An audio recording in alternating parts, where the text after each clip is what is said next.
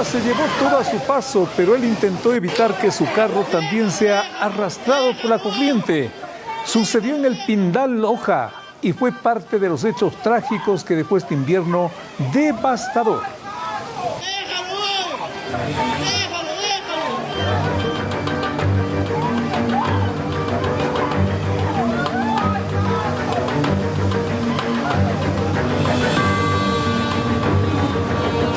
Otra zona afectada en nuestro país, por Santa Rosa, El Oro. El nivel de agua llegó a puntos críticos y los puentes quedaron cubiertos y a poco de ser arrastrados.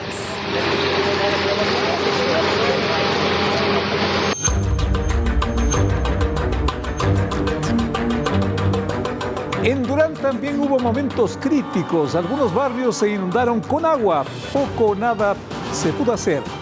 El agua ingresó a las casas y no les tocó otra que ponerse a buen recaudo.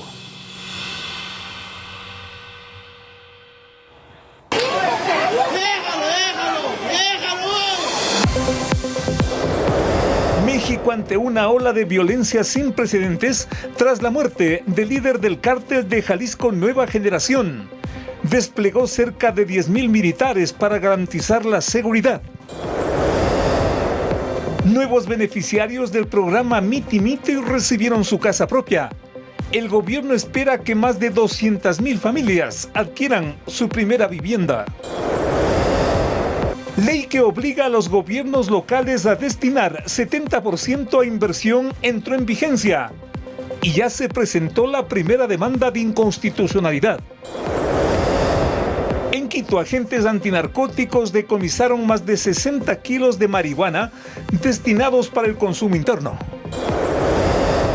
La Comisión Electoral de la Federación Ecuatoriana de Fútbol no aprobó la candidatura de Esteban Paz.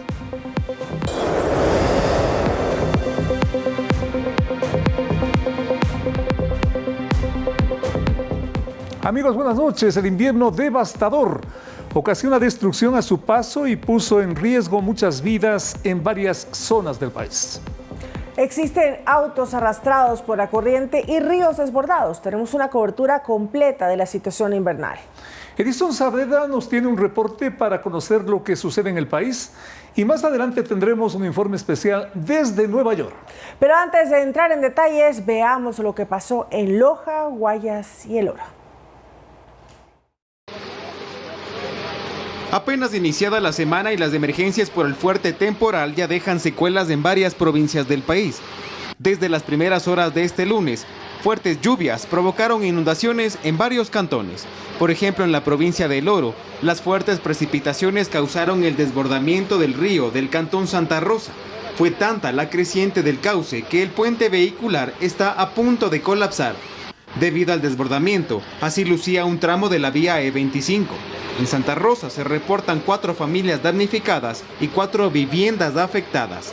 Nosotros lo que estamos haciendo a través del COE, declarar la emergencia, se suspendieron las clases en algunos sectores y a su vez pues las personas evacuadas van a ser trasladadas a un sector. En esta provincia también se desbordó el río Buenavista en el cantón Pasaje, donde un vehículo pesado se volcó y quedó a un lado de la vía. Mientras que en Machala, el agua entró a decenas de viviendas. Full agua adentro y ya comencé a alzar todo yo, muebles, refri, cocina, todo. Las fuertes precipitaciones también causaron aluviones en la provincia de Loja, específicamente en el cantón Pindal.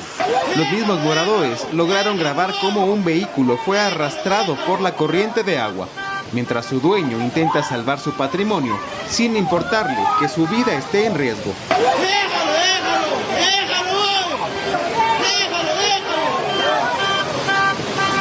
El auto finalmente chocó contra una columna de una casa, pero la corriente sí arrastró por varios metros a una persona, mientras que otras intentaban ponerse a buen recaudo.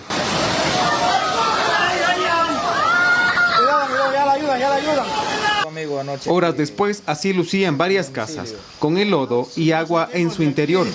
Nos ahogamos y nos lleva la corriente. Mire cómo está aquí dentro de mi casa. La emergencia por las lluvias también se registró en el cantón Durán, provincia del Guayas. Las calles, principalmente de sectores como El Recreo y Panorama, estaban bajo el agua. incluso con basura y desechos humanos flotando, pues el sistema de alcantarillado colapsó. El municipio de Durán activó inmediatamente maquinaria para destapar las zanjas.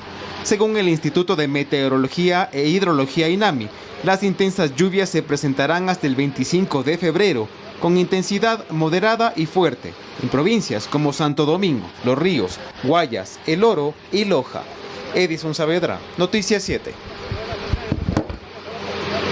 Situación crítica en nuestro país, en el litoral y al sur, como hemos visto en estas imágenes y en el informe ya previo de Edison Saavedra, quien también está en vivo con nosotros a esta hora.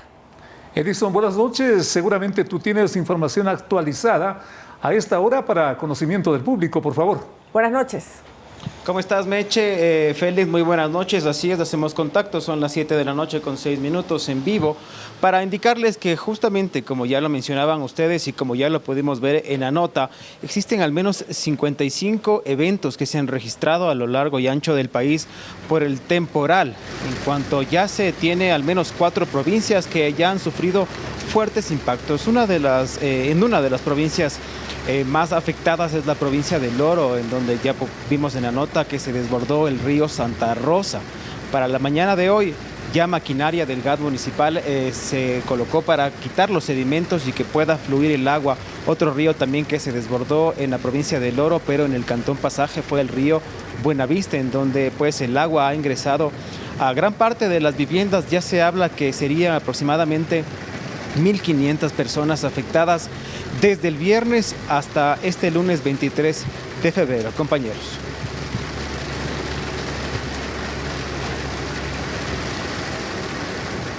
Edison, sí, se tiene un balance de las víctimas hasta estos momentos de este mal temporal de las últimas horas. Sí, Meche, hasta el momento no se han confirmado víctimas mortales. Lo que sí, como ya mencionábamos, al menos 1.500 personas estarían afectadas en cuanto a que en sus casas estarían prácticamente bajo el agua. Ya lo vimos en la nota, en el cantón Durán, provincia del Guayas, ya lleva varios días, de hecho, desde aproximadamente jueves, viernes, sábado, domingo y hoy lunes, literalmente bajo el agua. Estamos hablando de que al menos serán unos 20 a 30 centímetros bajo el agua, en donde incluso muchos carros ya se tienen inundados prácticamente, ¿no? Están todas las llantas sumergidas bajo el agua y cuyas personas incluso mencionaban en videos en redes sociales que lo han perdido todo. Hoy en la mañana ya con un poco más de calma, el lodo, los escombros, incluso también con afectaciones de agua dentro de las viviendas. Las personas han perdido los enseres, pero bueno, hasta el momento no se han reportado víctimas mortales. ¿Alguna indicación, tal vez alguna instrucción de las autoridades para estas zonas afectadas que estamos observando en las gráficas, Edison? Tal vez en materia de la asistencia a clases en las próximas horas, tal vez alguna indicación de las autoridades educativas.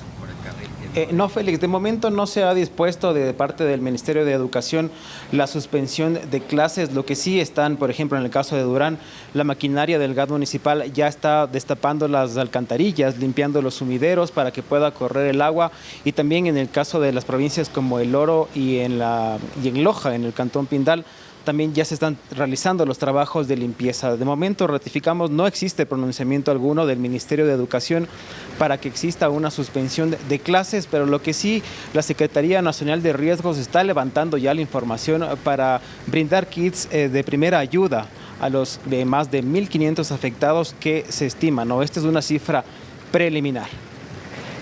Edison, muchísimas gracias por este informe y la corresponsabilidad también de los ciudadanos frente a este mal temporal, de que no arrojemos basura en las calles, que tratemos de tener nuestras aceras limpias, los sumideros, las alcantarillas también, como algo podemos aportar dentro de esta crisis por el cambio climático, por este fuerte temporal que tenemos acá en nuestro país. Se trata de uno de los temporales más rigurosos que estamos observando y que estamos enfrentando no solamente en el Ecuador. Gracias, Edison. Vamos a estar pendientes con lo que ocurra en las próximas horas. Y bien, ahora nos vamos también a otro sitio internacional, en Estados Unidos precisamente, donde Nueva York, uno de los estados, también enfrenta una de las tormentas más agresivas de los últimos años, donde hoy ha sido realmente algo impresionante. Uno de los temporales más rigurosos que se advierte en Nueva York, 7 estados están afectados. Qué cosa tan terrible, y por eso justamente vamos a hacer contacto con Karina Cartagena. Ella nos envía un reporte especial en el sitio de los acontecimientos, Nueva York. Karina, por favor. Una fuerte tormenta de nieve continúa afectando este lunes a Nueva York y New Jersey y varios estados de la costa este de los Estados Unidos, provocando clases suspendidas, vuelos cancelados y serias complicaciones en el transporte público.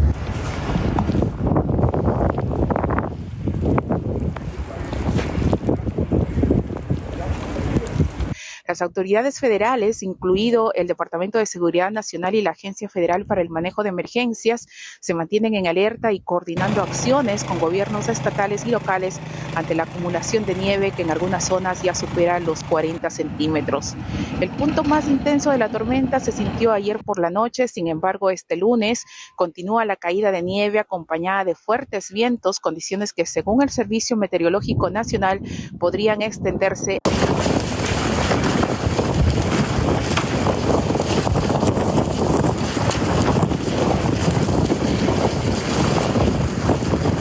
En el ámbito educativo, las clases permanecen suspendidas en Nueva York y New Jersey y otros distritos escolares como medida preventiva. En el transporte aéreo, miles de vuelos han sido cancelados, afectando a los pasajeros en esta región.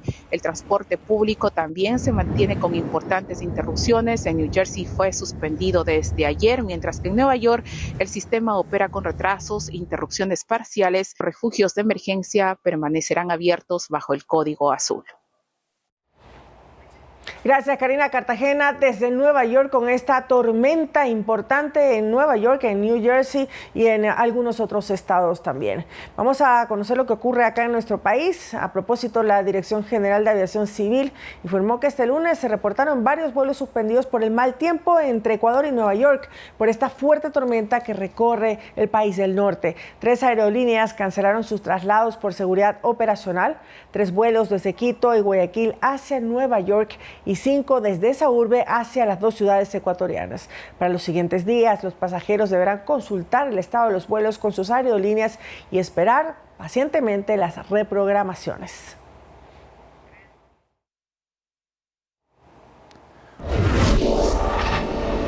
Una violencia sin precedentes se ve en varios estados mexicanos tras la captura y la muerte de Nemesio Oseguera, alias El Mecho, líder del cártel narcotraficante Jalisco Nueva Generación. Reportes de prensa informan de 62 muertes en un solo día de violencia y la presidenta de México dijo que todo está en calma.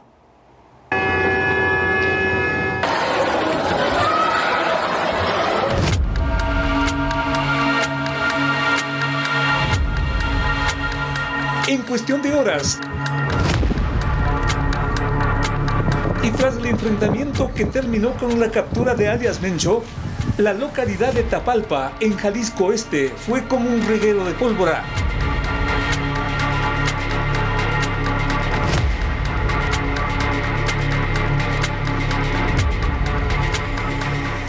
Desde Guadalajara hasta Michoacán, pasando por los estados de Colima, Tamaulipas, Nayarit y Aguascalientes, fueron blanco de la violencia con que respondió la delincuencia organizada.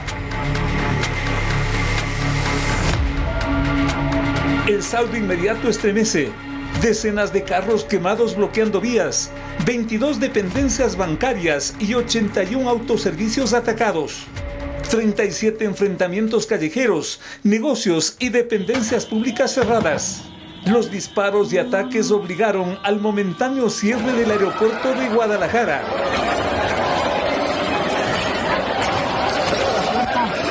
Mientras en el Palacio Nacional, la presidenta de México intentó bajar el tono de la situación con llamados a la calma. Ya amanecimos sin ningún bloqueo en ninguna de las carreteras y prácticamente se ha restablecido pues toda la actividad.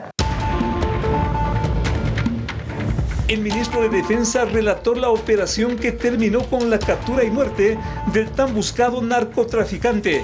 Sostuvo que la labor de inteligencia fue clave para capturarlo. Se ubicó a un hombre de confianza de una de las parejas sentimentales del Mencho, que la trasladó a una instalación en el poblado de Tapalpa, Jalisco. En ese lugar se reunió con el Mencho, esta pareja sentimental, y el 21 de febrero se retira del inmueble y se obtuvo información que el Mencho permanecía en ese lugar. Se encontraba en el Grullo, Jalisco. Desde ahí él estaba coordinando bloqueos sobre las vías de comunicación, los incendios a vehículos, los ataques a instalaciones militares, a la Guardia Nacional, en fin, negocios, instalaciones del gobierno, etc. Y ofrecía además 20,000 pesos por cada militar que asesinara todo el personal de este grupo delincuencial.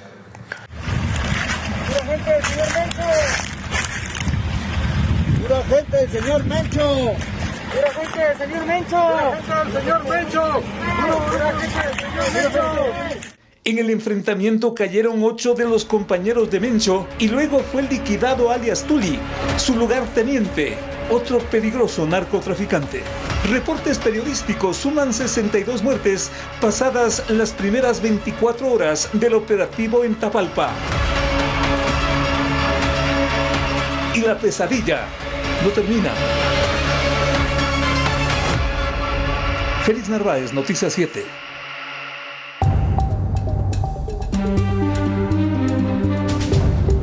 Alias Mencho se convirtió en el narcotraficante más poderoso en México por liderar a uno de los grupos criminales más grandes de su país. El Mencho traficaba drogas a 4 continentes y su vida la dedicó a su negocio. Está la biografía de otro de los capos más buscados de los últimos años. Le decían Mencho porque es el diminutivo de su primer nombre, Nemesio. En julio de este 2026 habría cumplido 60 años de edad, de los cuales más de 40 dedicó al crimen. Nemesio Oseguera Cervantes nació en una pequeña localidad del estado de Michoacán, en el oeste de México, proveniente de una familia de escasos recursos que plantaba aguacates. Luego, en su adolescencia, cuidaba plantaciones de marihuana y a sus 19 años cruzó la frontera hacia Estados Unidos para vivir en San Francisco, California.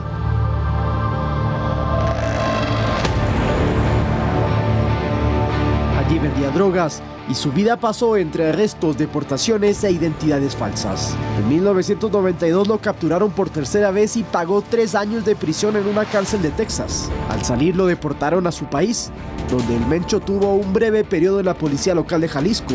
Fue corto porque su destino sería el Cartel del Milenio, una organización narcotraficante de Michoacán que se expandió en la primera década de los 2000. Y en esa época, el Mencho se casó con Rosalinda González Valencia, hermana de los líderes del clan, y así escaló posiciones.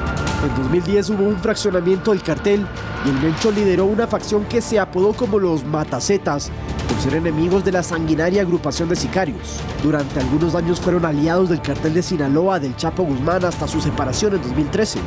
Y así empezaron a denominarse el Cartel Jalisco Nueva Generación.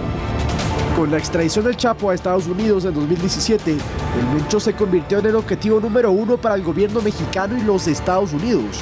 La recompensa ofrecida era de $15 millones.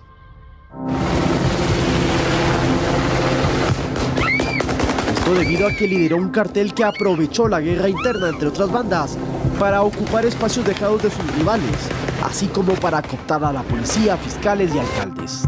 El Mencho y su organización traficaron cocaína, heroína y metanfetaminas hacia Estados Unidos, Europa, África y Asia. Su exesposa y su hijo fueron encarcelados años atrás por su participación en el negocio, mientras que la salud del Mencho empeoró al punto de que se especulaba sobre su fallecimiento desde el 2022. Además, la DEA cree que su patrimonio oscilaba entre los $500 millones, aunque fácilmente podría ascender a los 1,000 millones. Su abatimiento, ya confirmado por el gobierno mexicano, es considerado uno de los golpes más fuertes al narcotráfico mexicano y que podría impactar en el cartel de Jalisco Nueva Generación, porque alias Tuli, mano derecha del Mencho y quien ofrecía $20,000 por militar asesinado, también fue abatido el fin de semana. Lautaro Andrade Castro, Noticias 7. El cártel Jalisco Nueva Generación no tiene presencia directa en el Ecuador, pero se relaciona Con grupos locales violentos dedicados al narcotráfico y otras actividades delictivas. El aliado más visible es el grupo terrorista Los Lobos y también se apoya con los tiguerones y los llamados Chone Killers. Desde hace varios años que alias Mencho y el cartel Jalisco Nueva Generación tienen aliados y brazos operativos en Ecuador. Uno de sus primeros socios fue Leandro Norero, alias del Patrón, quien ganó notoriedad en el mundo del AMPA por ser operador y financista de varias organizaciones criminales, denominadas la Nueva Generación. A la fecha, el aliado más directo del cártel mexicano es el grupo terrorista Los Lobos. Este socio transnacional, nacido en 2021 como una disidencia de los choneros, ha ganado notoriedad en la escena delincuencial bajo el mando de Wilmer Chavarría, alias Pipo, actualmente detenido en España. Ellos colaboran con la organización de alias Mencho para el transporte y custodia de los cargamentos de cocaína hacia Centroamérica y Estados Unidos. A Los Lobos se le unen otros aliados locales como los Tiguerones de alias Negro Willy y los Chone Killers. En Ecuador, Los Lobos han iniciado una guerra por el control de las rutas y territorios para el narcotráfico, en contra de los choneros de alias Fito, quien a su vez es aliado del cártel de Sinaloa, rival directo de Jalisco Nueva Generación. Según investigaciones, otro operario del cártel de alias Mencho en Ecuador fue Simón Marmolejo Zambrano, alias El Tunco, capturado en octubre del 2025 en Puerto Viejo. El cartel Jalisco Nueva Generación es considerado uno de los grupos criminales más poderosos y con mayor expansión internacional en América Latina en la última década. Tienen redes de narcotráfico en Ecuador, Colombia, Estados Unidos, Europa y Asia. Y no solo se dedican al tráfico de cocaína, sino también de metanfetaminas, fentanilo, tráfico de armas, lavado de activos, extorsión y secuestro. Edison Saavedra, Noticias 7.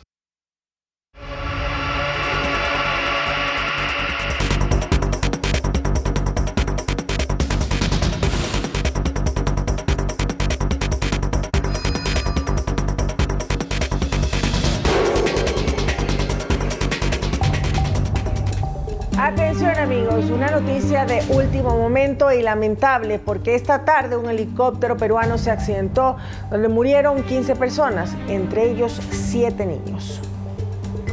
Iván Casame nos va a tener en los próximos minutos un informe sobre este nuevo acontecimiento, trágico acontecimiento que acaba también de confirmarse y registrarse en la vecina República del Perú. Las fuerzas especiales del Ejército del Perú fueron quienes encontraron el helicóptero de la Fuerza Aérea desaparecido en el sur del Perú y confirmaron entonces el hallazgo de 15 fallecidos, 7 niños encontrados sus restos y estamos viendo las imágenes de este helicóptero lamentable. Las condiciones pésimas del tiempo aparentemente habrían conspirado para esta nueva tragedia que se registra en el Perú y que no deja prácticamente vida. El Ministerio de Relaciones Exteriores y Movilidad Humana del Ecuador ha expresado sus más sinceras condolencias y solidaridad al gobierno de la República del Perú, a las familias naturalmente de las víctimas y a todo pueblo peruano por este lamentable accidente del helicóptero militar.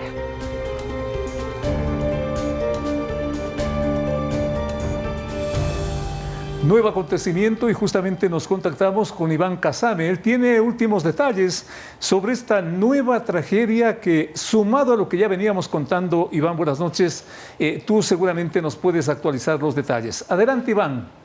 Buenas noches. Hola, ¿qué tal? Félix, Beche, amigos televidentes, buenas noches. Y en efecto, una lamentable noticia que se genera en el vecino país del Perú, pues este helicóptero Mi-17 de fabricación rusa desapareció el día de ayer cerca de las 16:30, dejó de tener contacto ya con los controladores aéreos y desde entonces se estaba rastreando su paradero, su ubicación, y es así que patrullas especiales del Ejército Ejército de Perú encontraron este lunes el helicóptero de la Fuerza Aérea que desapareció, como les comentábamos, el domingo, lamentablemente con 15 personas a bordo. De estas 15 personas, 4 eran tripulantes y hay 7 menores de edad que estaban a bordo de esta aeronave que salió en ayuda a las poblaciones damnificadas por la lluvia que afecta a la zona sur del Perú. Iban con vituallas, alimentos y también a brindarles ayuda de primera necesidad, medicina, pero lamentablemente no pudieron llegar hasta su lugar de destino, que era Arequipa. Lamentablemente esta aeronave pereció, o sea, chocó aparentemente contra alguna montaña y perdió ya vuelo y se estrelló y lamentablemente hay 15 personas heridas. El Ministerio de Relaciones Exteriores y Movilidad Humana del Ecuador expresó sus más sinceras condolencias y solidaridad al gobierno de la República del Perú, a las familias de las víctimas y al pueblo peruano por el lamentable accidente de este helicóptero militar. Y también, como les manifestábamos, la solidaridad al gobierno de la República del Perú, a las familias de las víctimas, al pueblo peruano, por el lamentable accidente del helicóptero militar ocurrido en horas atrás al sur del Perú, en el que perdieron la vida 15 personas. Esta es una situación lamentable que se registra en el vecino país del Perú, confirmado ya, y lo que han señalado las autoridades del Ejército, de la Fuerza Aérea Peruana, es que inmediatamente se activó ya la comisión para investigar este nuevo accidente y saber cuáles fueron las causas por las que se accidentó, donde que perdieron la vida 15 personas, incluidos 7 menores de edad. Con esto nosotros regresamos con estudios. Una buena noche para todos.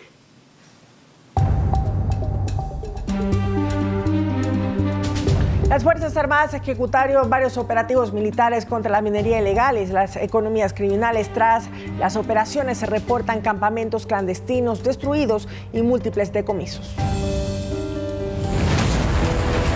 En el marco de las estrategias militares dirigidas al control territorial y protección de recursos naturales, se ejecutó una operación de reconocimiento ofensivo y patrullaje en el sector de Causay, Cantón Gonzalo Pizarro, provincia de Sucumbíos. La intervención permitió localizar y neutralizar actividades ilícitas relacionadas con minería ilegal. El personal militar identificó infraestructura clandestina y maquinaria pesada empleada para la extracción ilegal de material aurífero. Localizando así una red excavadora, 2 motores de succión, un bultán, una clasificadora en Z, materiales que eran utilizados para la minería ilegal. Mientras en el sector de Buenos Aires, provincia de Imbabura, se ejecutó una operación militar a gran escala que permitió destruir 10 campamentos levantados en Mina Vieja, El Olivo y Mina Nueva, que eran utilizados para la extracción ilícita de material aurífero, actividad que genera graves daños al ambiente y fortalece las economías criminales. Operación que permitió debilitar en más de $80.000 a los grupos irregulares armados vinculados a minería ilegal. El ejército ecuatoriano reafirma su compromiso con la ciudadanía y con su país. Mientras en el cantón Babahoyo, sector El Salto, fue capturado Héctor Aníbal M., alias del Chino, integrante de un GDO, quien registra antecedentes por robo y tráfico de drogas. En un allanamiento decomisaron 2 artefactos explosivos, 140 gramos de marihuana. La detención del sospechoso permite debilitar la capacidad operativa de la organización criminal. Presunto integrante del grupo armado Los Lobos. El aprendido estaría vinculado en actividades delictivas como extorsión, robo a mano armada en la zona. Operaciones militares permanentes para combatir la delincuencia organizada y garantizar la tranquilidad de la ciudadanía. Iván Casamen, Noticias 7.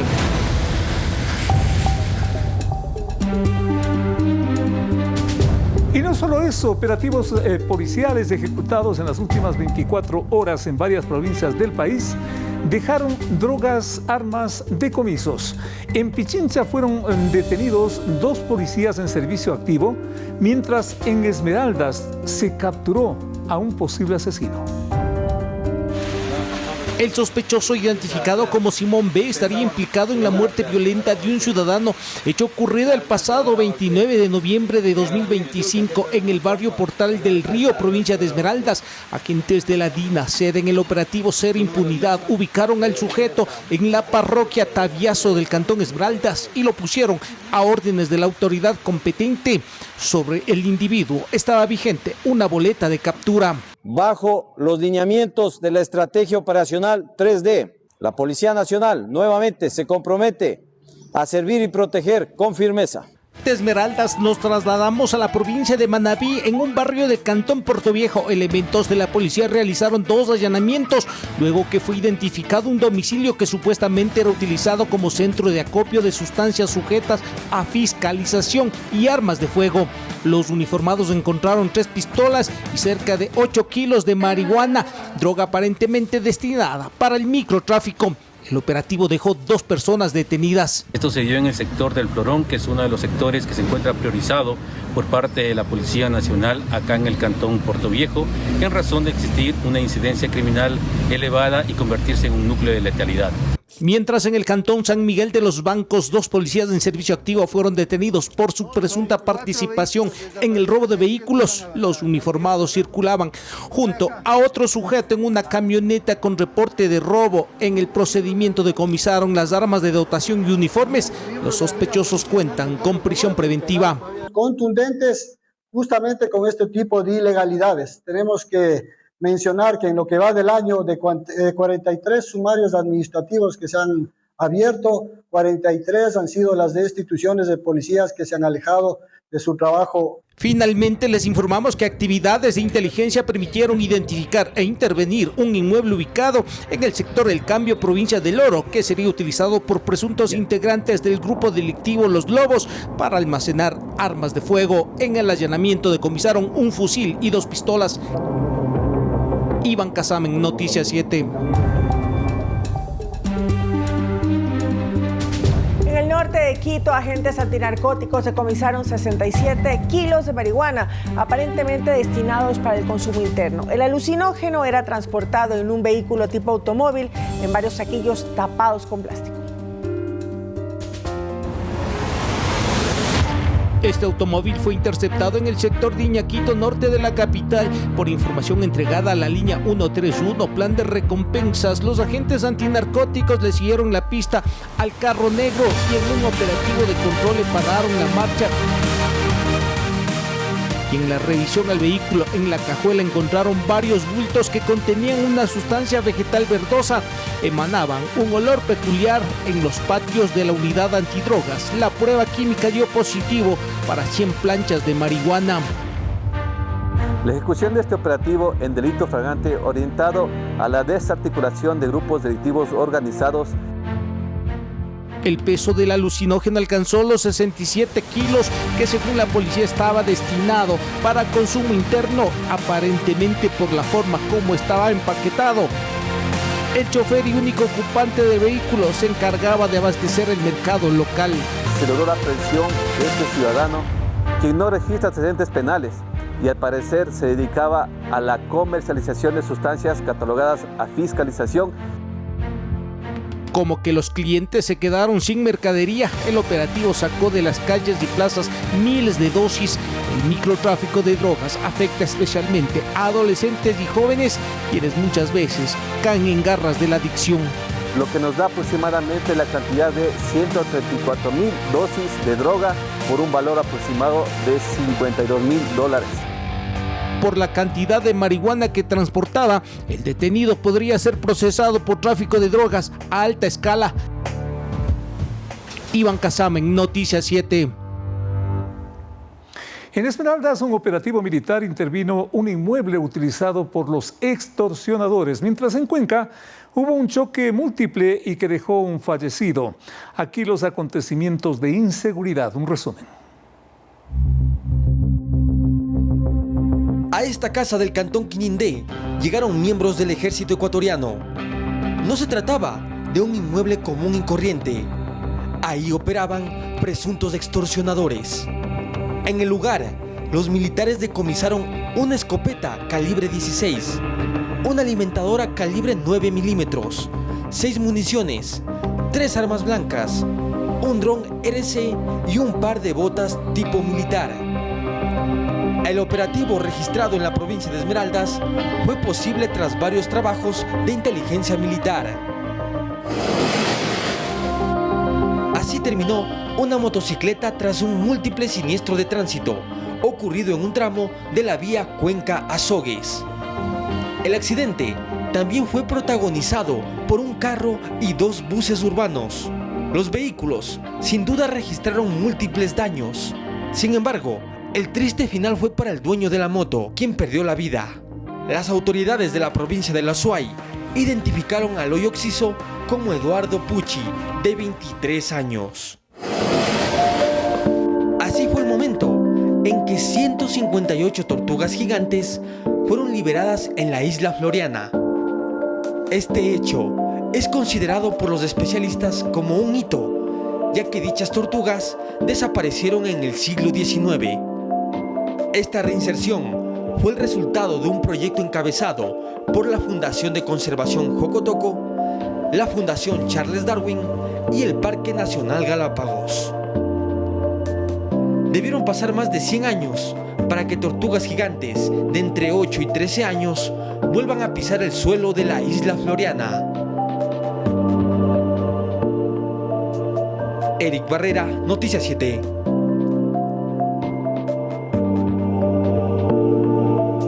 En una publicación de Diario El Universo se hizo referencia a la supuesta conversación que el narcotraficante serbio Sedimir Serdán habría tenido con uno de sus cómplices en el Ecuador.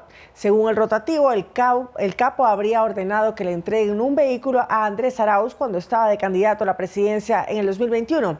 Arauz niega estas acusaciones. El ex candidato presidencial por el correísmo Andrés Arauz fue mencionado en unos chats del caso Finisterra, en el que se investiga al narcotraficante serbio Sedimir Serdán, según publicó Diario El Universo.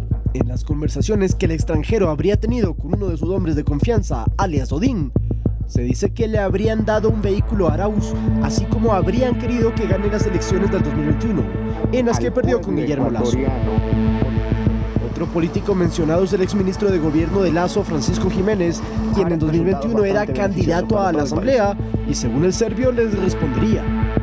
Tanto Arauz como Jiménez cuestionaron las vinculaciones en la nota periodística y aseguran que no tienen relación alguna con Serdán.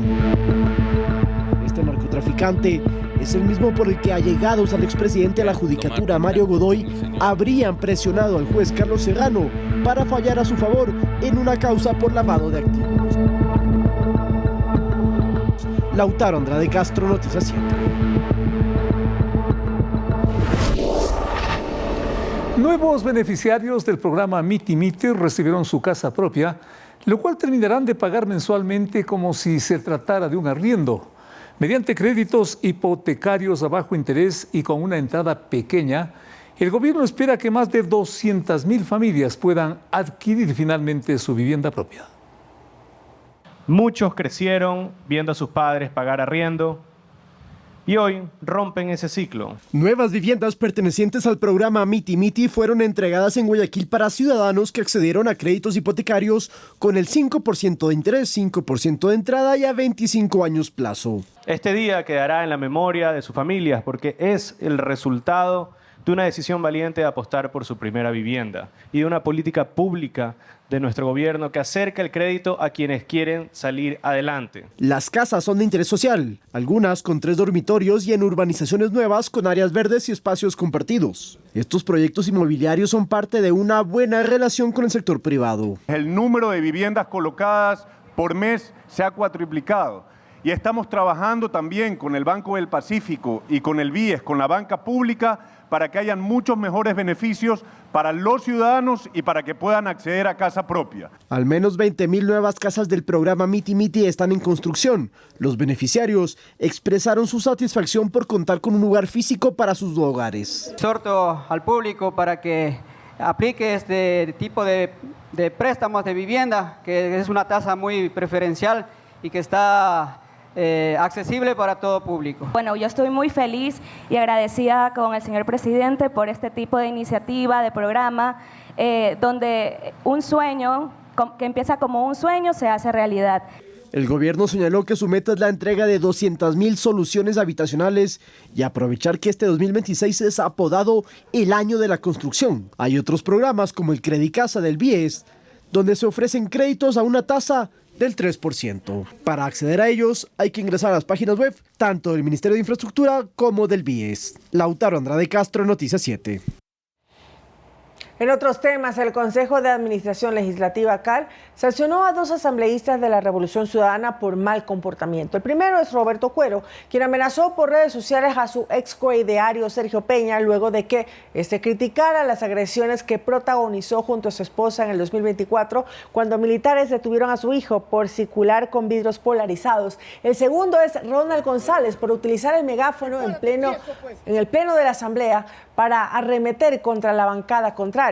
En ambos casos estarán suspendidos por 30 días y sin derecho a recibir su remuneración mensual. Respecto a Cuero, el titular del Legislativo, Niels Olsen, dijo que no se permitirán las amenazas, amedrentamientos ni la intimidación, ni dentro del Parlamento, y que su caso fija un precedente de que ser asambleísta conlleva responsabilidad dentro y fuera de la institución.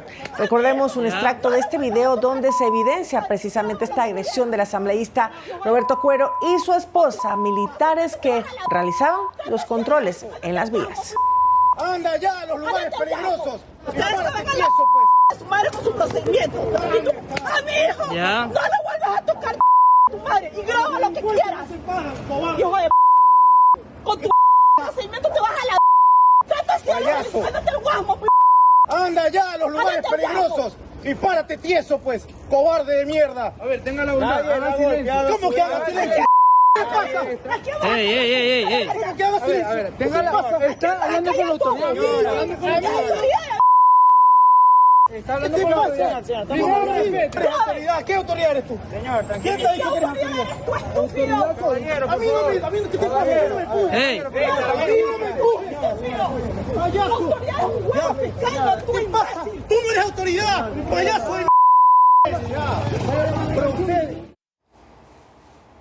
Terrible. La ley que regula la inversión presupuestaria de gobiernos locales se encuentra vigente y ya se presentaron las primeras demandas ante la Corte Constitucional argumentando la supuesta inconstitucionalidad por vulnerar el principio de la descentralización y de la llamada autonomía de los gobiernos locales.